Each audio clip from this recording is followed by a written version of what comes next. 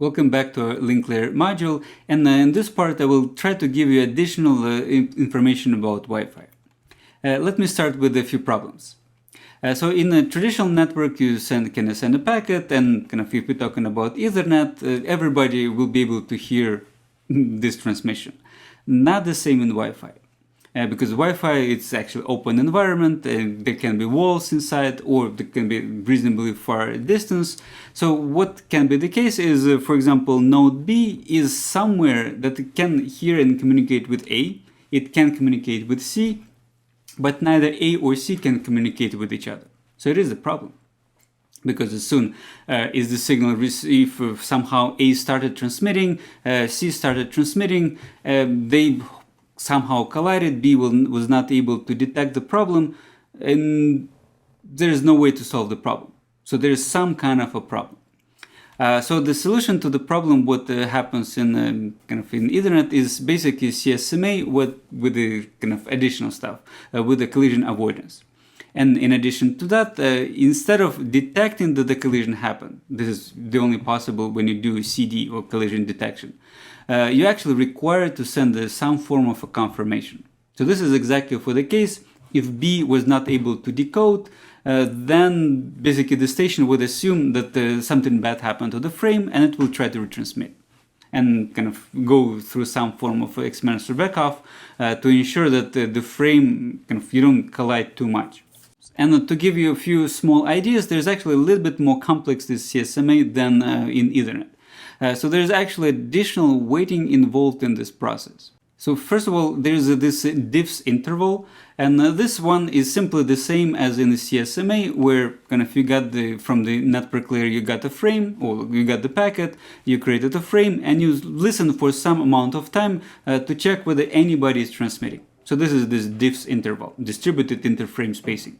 And if nobody is using the channel, you simply transmit the frame and start so-called waiting for the acknowledgements. So this is what happens in this case. You simply waited for the diffs. If you didn't hear anybody is transmitting, you transmit the whole frame. You cannot abort because there's no way to abort it. And then there's the second interval, so-called the CIPS. Is basically additional waiting that happens on the side of the receiver for the same purpose of making sure that nobody is transmitting, but in order to send acknowledgement back. Acknowledgement is a reasonably small packet, and you want to receive this acknowledgement as fast as possible, so they define this short interframe interval. So basically, these two packets, technically they're two frames from the sender and from a different state, from the sender to receiver, from receiver to the sender, but they go one with each other.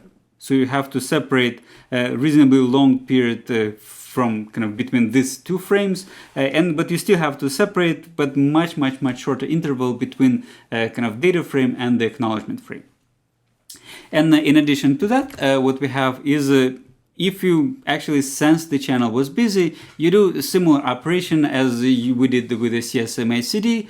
We're trying to wait, we're trying to increase the our backoff timer exponentially, and doing additional exponential increase as every time we detect some kind of a problem happens with our transmission. It's either channel is busy or we're not receiving the acknowledgement in time. So this is one of the solutions to problems in Wi-Fi, and the other solution is actually the so-called RTSCTS.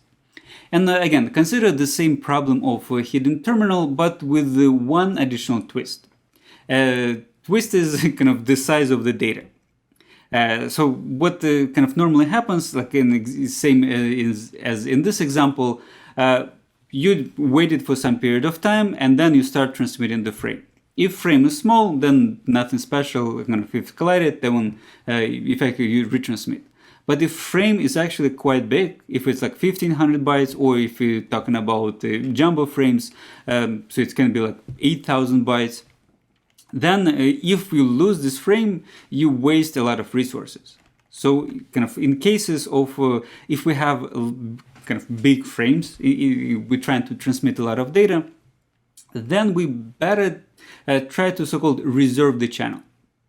And this mechanism of RTSCTS, or request to send and confirm to send, is the fact of some form of a reservation.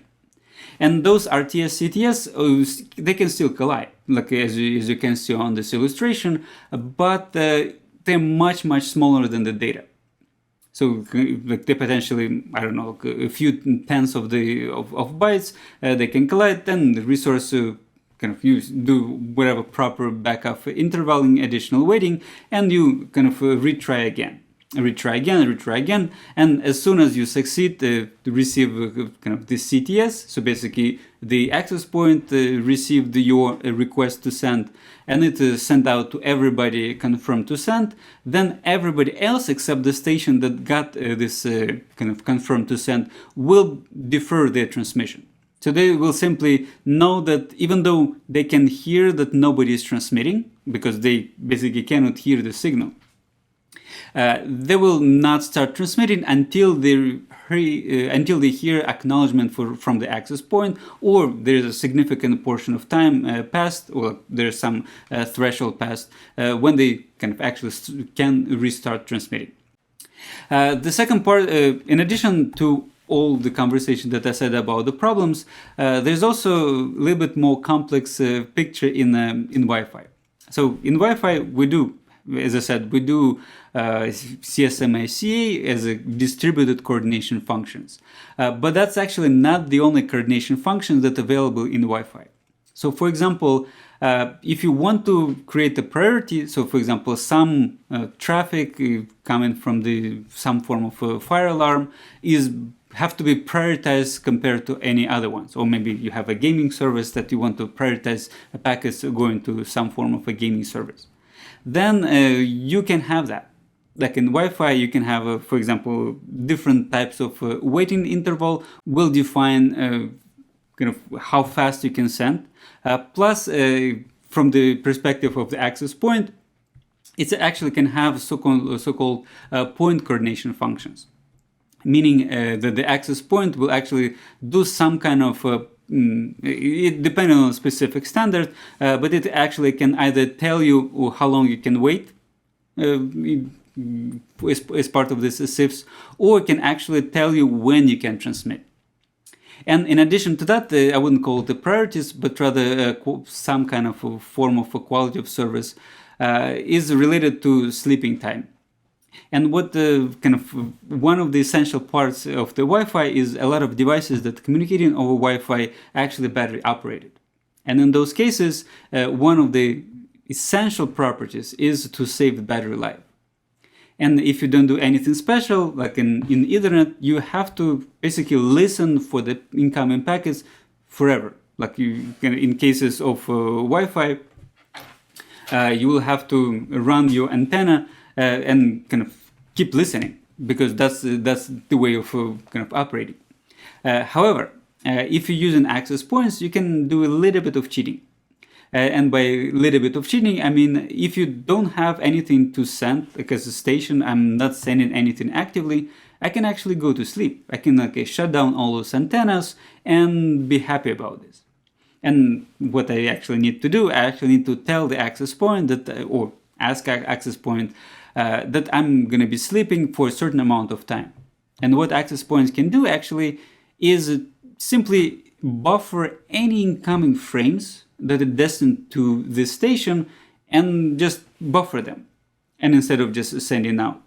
And as soon as the station wakes up, or access point knows that the station would wake up a certain period of time, then it will just send out all those frames destined to that station kind of back to back. As you can see, the station can sleep for a significant period of time, maybe just waking up every second or every so on. Maybe I'm not sure about the exact time interval. But basically, it's waking up periodically, just checking with access points whether any new data frame that is available for the station. If nothing, then basically it will keep sleeping. And this will save a lot of battery. And if we didn't have that, then we would have even much shorter life of our iPhones, even though it's not that high today. And in kind of the final topic here, I want to mention about the Wi-Fi security. There's actually multiple different mechanisms that are available And the one that the initial ones, and I hope nobody ever is using this at this point of time, is wired equivalent privacy, so like WEP.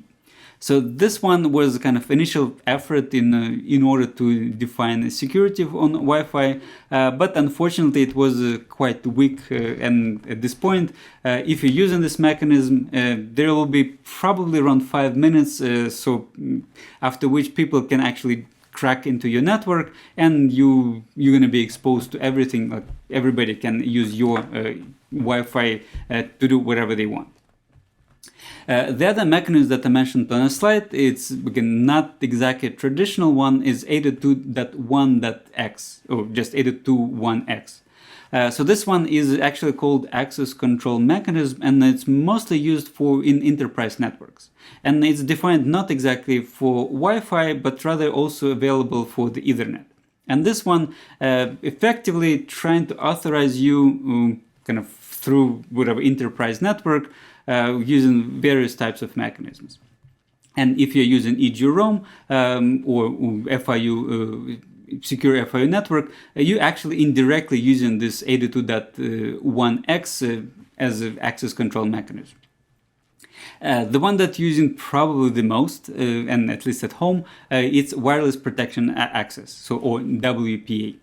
And this WPA is effectively the de facto, the current standard, but unfortunately there's a bunch of more complications on top of the standard. So there's multiple modes. Some modes are specific to enterprise network, and some modes are specific to home users. So most of you probably using the WPA, PSK, and some KIP or some other abbreviations. So basically, one mode is working with the password that you can type everywhere, and the other mode, an enterprise mode, is actually working with the private keys, certificates, and so forth. And as I mentioned on the slide, there's actually a kind of ongoing work to define yet another standards of security, so to solve kind of problems that exist today and maybe solve additional problems. One thing that I did not mention here is a so-called Wi-Fi portals. I'm sure you had this portal experience because whenever you connect to some of the open network, you usually present it with a page saying, oh, you need to agree with our terms and conditions, or so forth and so on. So in those cases, it's not exactly using any of the standards that kind of security standards I mentioned, and they're not actually most of the time securing the network, but rather making sure that you can access the resources only after you authenticate it. But it's still, the Wi-Fi access is unprotected and not completely secured, so you have to be very careful when you're using those networks. Okay, so that's it for this supplementary part. Just remember, in Wi-Fi, there are many more challenges than in different types of networks when we don't have this open media. And as part of the problems, we have the signal hidden terminal problem, we have a signal attenuation. I mentioned the previous time there's a kind of signal reflections, because depending on how signal goes, it can be reflected multiple times, resulting in even more attenuation. As part of the reliability mechanisms in Wi-Fi, we have kind of acknowledgements for data frames. So this will partially solve the hidden terminal problem because, and kind of in addition to provide a level of reliability because you can retransmit the frame. And the other mechanism is RTSCTS for large data frames, because for the small, there's absolutely no point to use that. And Wi-Fi is not just CSMA CA. In addition to that, we also have additional coordination to support, for example, priorities. I talked a little bit about the energy savings mode, where kind of access point effectively allows the station to sleep for significant periods of time and shut down all the antennas and buffer any data frames that are destined to the station meanwhile. And I talked a little bit about the security solutions, but again, not in much detail, just to remember that you better use some form of a security if you're using Wi-Fi. And if you happen to connect to open network, even like passing all those portals or not, you better enable some form of a VPN solution. Okay, so that's done for this part, and hopefully see you next time.